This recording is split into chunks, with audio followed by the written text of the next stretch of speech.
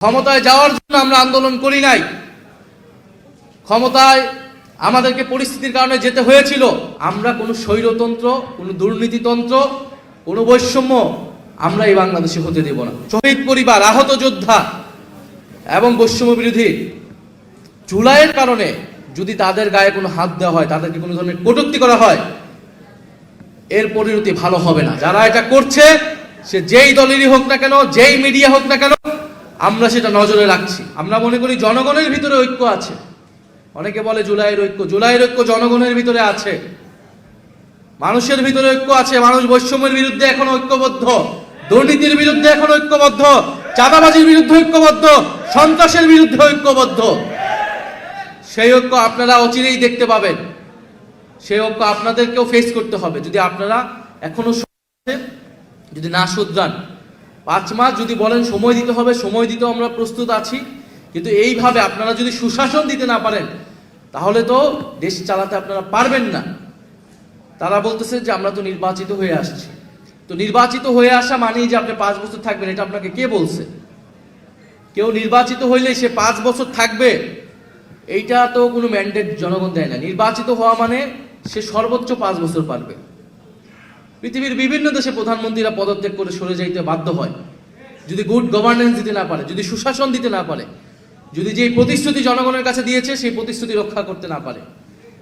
ফলে আপনার সর্বোচ্চ সময়সীমা 5 বছর, সর্বনিম্ন কত সেটা আপনাকেই ঠিক করতে হবে।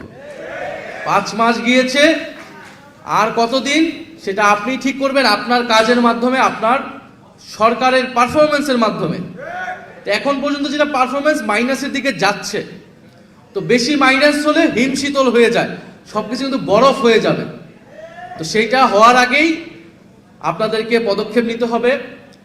প্রিয় শহীদ পরিবারবৃন্দ, আমি জানি আপনাদের অনেক অভিযোগ আমাদের প্রতি আছে, আহতদের অনেক অভিযোগ আমাদের প্রতি আছে, কিন্তু আমরা সর্বাত্মকভাবে চেষ্টা করে যাচ্ছি। এখনো 5ই আগস্টের পর থেকে আমরা সর্বাত্মকভাবে চেষ্টা করেছি আপনাদের জন্য কাজ করার, এদেশের জন্য কাজ করার। কারণ আমরা বিশ্বাস করি আমরা আপনাদের সন্তান। আজকে আপনার সন্তানের জায়গায় আমি থাকতে পারতাম, আমাদের যে কোনো সমন্বয়ক সহযোদ্ধা থাকতে পারত, আমার মা এখানে বসে থাকতে পারতেন। ফলে আপনাদের হলেও আমরা বোঝার চেষ্টা করি। আমরা যদি 10 জন হই, 10 জনই আমরা অন্যায়ের বিরুদ্ধে দাঁড়াবো। নতুন কোনো ফ্যাসিবাদ, স্বৈরতন্ত্র বাংলাদেশে হতে দিব না। এটা আমাদের 3 তারিখের শহীদ মিনারের ঘোষণা ছিল। ক্ষমতায় যাওয়ার জন্য আমরা আন্দোলন করি নাই। ক্ষমতায় আমাদেরকে পরিস্থিতির কারণে যেতে হয়েছিল।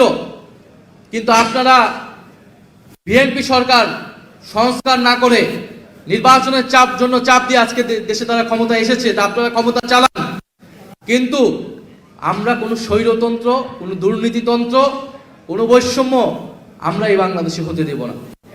সেটার জন্য আমাদের প্রস্তুতি আছে, আমরা কাজ করব ইনশাল্লাহ। প্রিয় শহীদ পরিবারবৃন্দ এবং আহত যোদ্ধাবৃন্দ, আপনারাও ঐক্যবদ্ধ হবেন, আপনাদের জায়গা থেকে কথা বলবেন এবং আপনারা কোনো ভয় পাবেন না।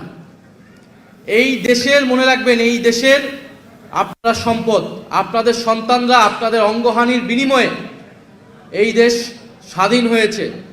যদি আপনাদের সামনে বড় বড়কে কথা বলার চেষ্টা করে, আপনারা তাদেরকে শুনিয়ে দিবেন যে আপনাদের সন্তান আপনাদের কতটা স্যাক্রিফাইস এখানে এসেছে। যারা প্রোপাগান্ডা করছে জুলাই গণ অভ্যুত্থানের বিরুদ্ধে, আপনাদের বিরুদ্ধে, এই প্রোপাগান্ডা টিকবে না। আমরা জানি এগুলো কারা করছে। আমরা শুধু ধৈর্য ধরে আছি, কারণ আমরা সেই ফ্যাসিস্টদের মতো না। আমরা আইনের শাসনে বিশ্বাস করি, আমরা এই জন্য আইন হাতে তুলে নেই না। কিন্তু আমাদের প্রতিরোধ সেটা 5ই আগস্ট পর্যন্ত আমরা দেখিয়েছি, প্রয়োজনে আবারও দেখাবো।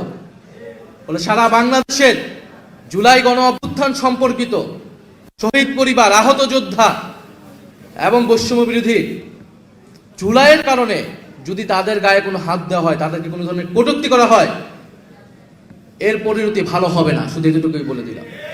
যারা এটা করছে সে যেই দলেরই হোক না কেন, যেই মিডিয়া হোক না কেন, আমরা সেটা নজরে রাখছি।